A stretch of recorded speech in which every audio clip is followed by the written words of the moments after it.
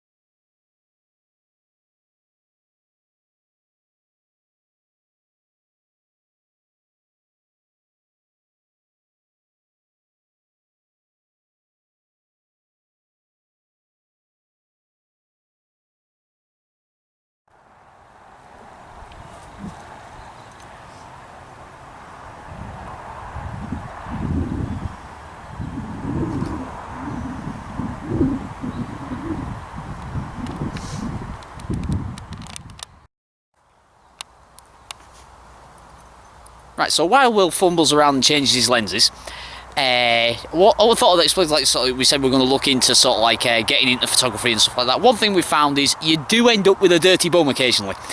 Is we saw this tree, it looks completely innocuous like any other tree, but we saw all this fanned out branches in the bottom. We'll show you, we'll add the photos in after this little bit we're doing here. Still on the way down the coal slip, on the way down the coal hill, but the amount of different trees and everything there is on here is really interesting. And as I say, it's an overcast day, so maybe not the best for photography, but we're getting some nice interesting shots of like zooming in on stuff and using autofocus, and then using manual. I've been using a bit of manual focus, and we'll compare the two and maybe put some comparisons in, see what turns out best, because that's one thing Will's going to get to grips with over the coming weeks, is getting into the manual focus on his camera. So we've just been taking photos of this tree, and Will's up there finding other stuff to photograph. Or is he hiding behind the tree? He's hiding behind the tree currently. Hello, over here. Yep, there he is. Right, so we're still on the Coal Hill. We will get to Vogrie, hopefully. But as I say, it's always a surprise, and we're filming it streamer's consciousness in the order it's in. But I'm currently sat down in the mud to take a photo of this tree, and we'll show you the photo just after this little bit.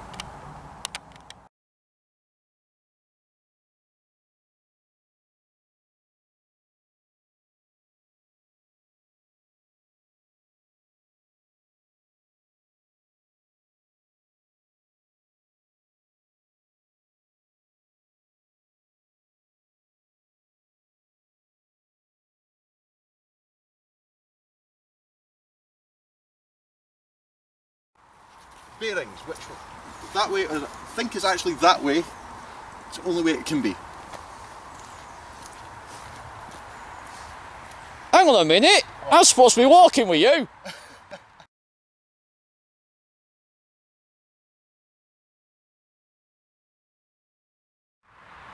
Right, so we're on the way down, and we've seen this little place here with this interesting wood stuff, and we sort of decided to take some close-up photos of that. Is there anything you like just might prick your interest? So we're going to take some close-up photos of this, and we'll show you them. And we can see the Borders Railway through there, so we'll put a train in it for you.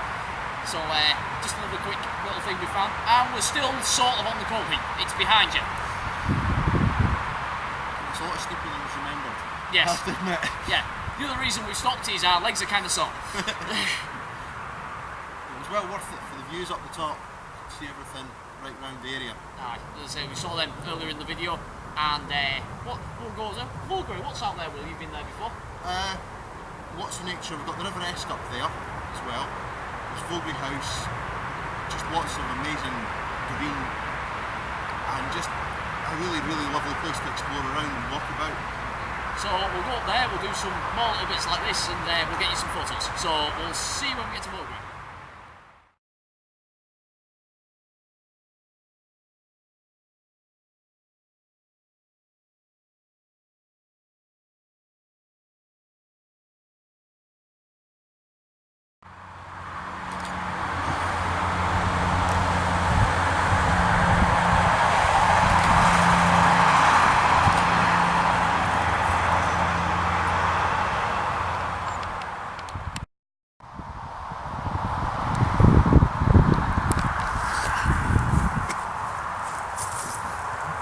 We'd never claimed to be an academy, and I think this is more sort of randomist art than realist art, isn't it? Yeah, a little bit. Just seemed a bit strange that we just walked down and that's there. Yeah.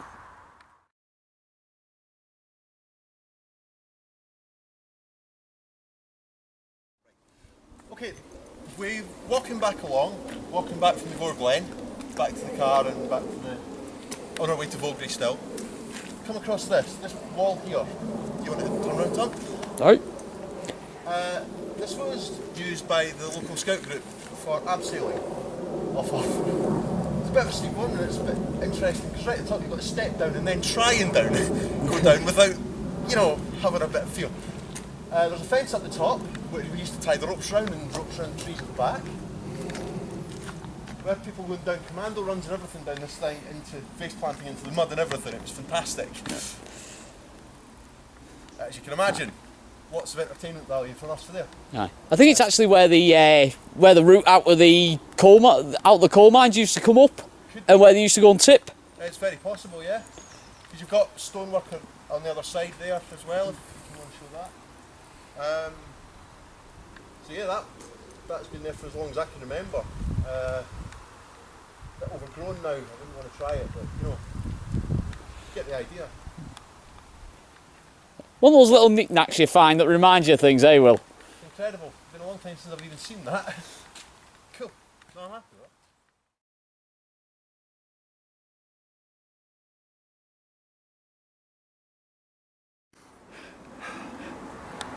that. We've climbed up Will's buttress, and yeah, so I think the thinking I had at the bottom of where it was, where they brought over the slag to pour onto the hill, is the ones that got a bit higher, because there's this bit round behind us where it looks like there was some sort of bunker there where they've been tipping it into, and there's no piece of railing there which was taken a photo of, which we'll show you, and that's sort of like through the top of there, so it looks like they've actually taken a part of the old railway and used it for building these buttresses.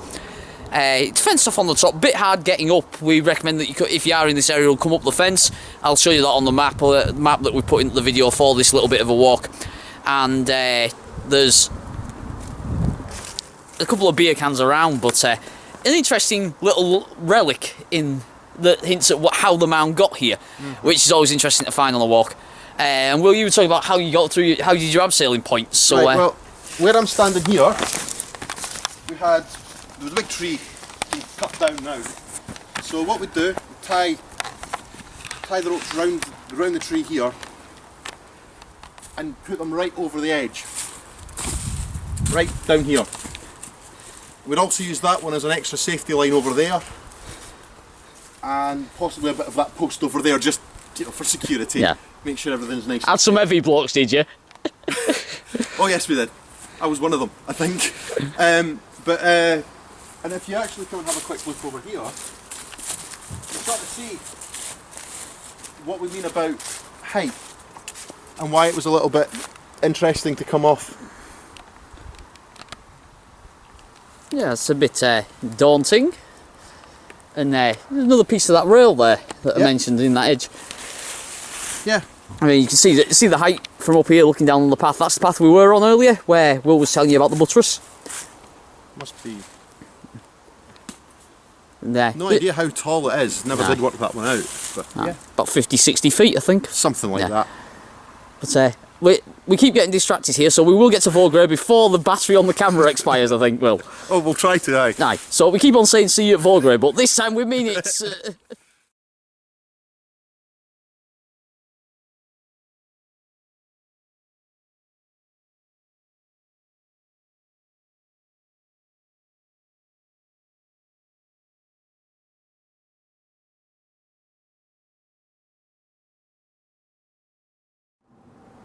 Right, we know we said we were going to Vogrie, but my brain worked out what we're stood on, and it's actually the old winding workings of how they got stuff up on the coastline buildings, on the coastline mound that's behind us that we stood on top of earlier.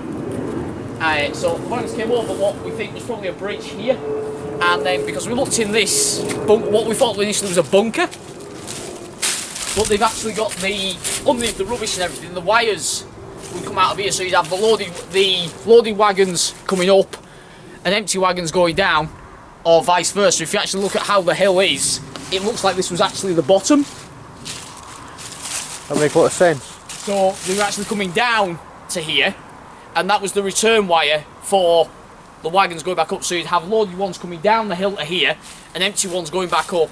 That also explains why that rail's sitting on that bit of bridge bit there as well. With the strength of the rail on the edge. And we reckon there was probably a bridge from here over this valley, and then going up the hill here towards the mines at the back of Gore Bridge. That'd be right, yeah, because they all were over on that side. Yeah. Speaking of over that side and heading that way, we will now go to Vogrie. But we thought that was nice and interesting to include. So we'll see you at Vogrie.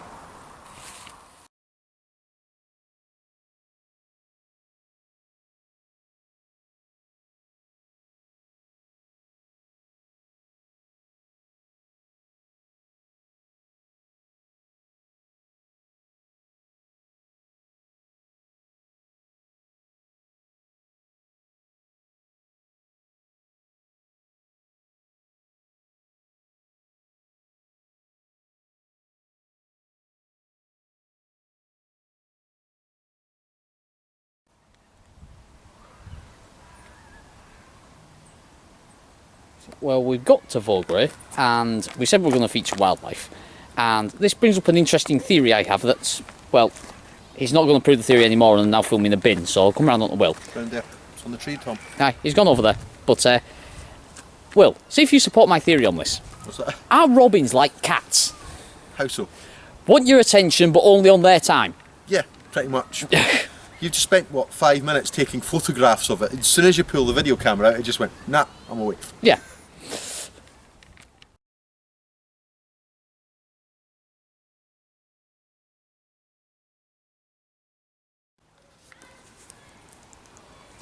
Okay, we are in Vogrie now.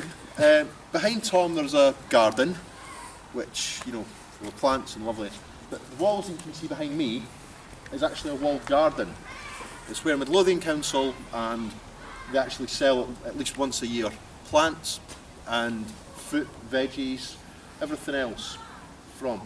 So basically this is the depot where they get wood for schools, for the public parks around Midlothian, just to make them pretty and lovely and nice. So it all goes on behind these walls, mostly over that side, full of greenhouses.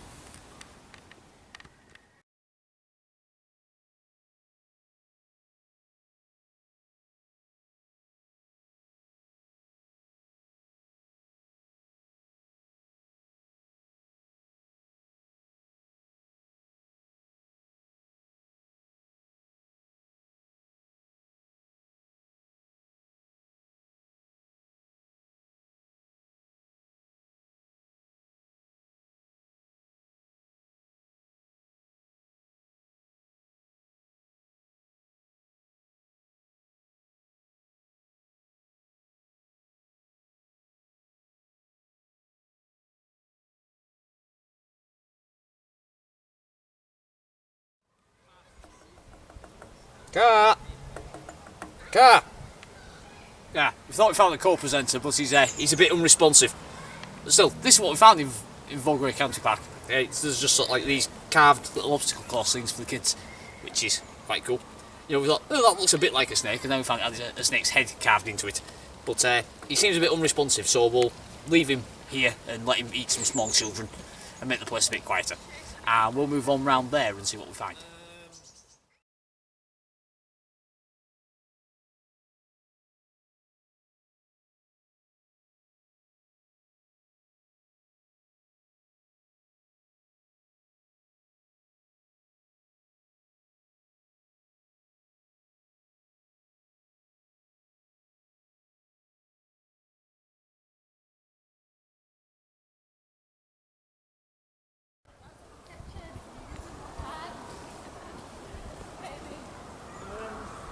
I think the seat needs adjusting. I'll try.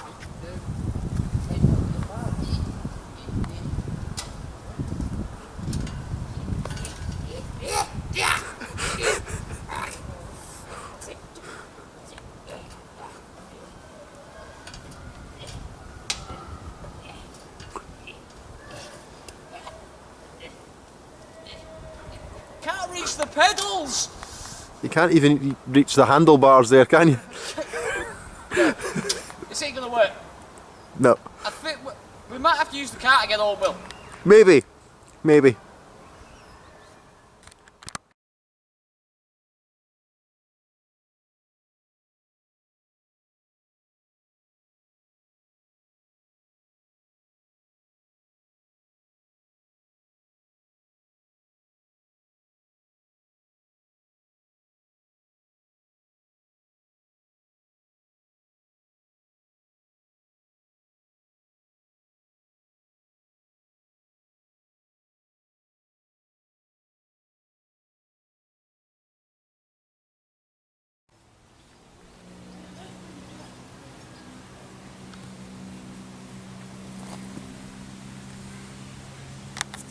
Right, here we are, we're actually officially in Vogrie now and we're finally getting here. Come to a junction here, where we're sitting, what Tom's just filmed. If you go behind him there's the house and the play park for the kids, but here it splits off, so you head off to the Tyne Valley, Pathhead and all the way down that way to my right. Left takes you back towards car park and entrance, and if you go straight ahead, it's a more interesting walk. There's a lot more woods to explore. There's woodpeckers up there, there's owls, probably, I think I've seen one there. And just generally, it's a really good place to start because you can actually see everything that's in the area from here. And a handy little stool. Oh yes, and a very comfortable seat if you've been walking for a while.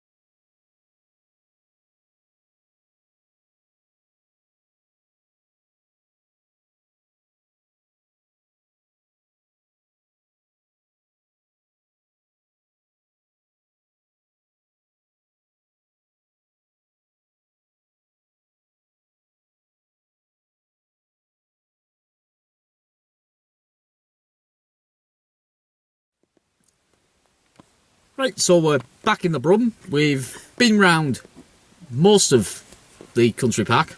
We reckon there's one loop we've still got to do, but enjoy the photos.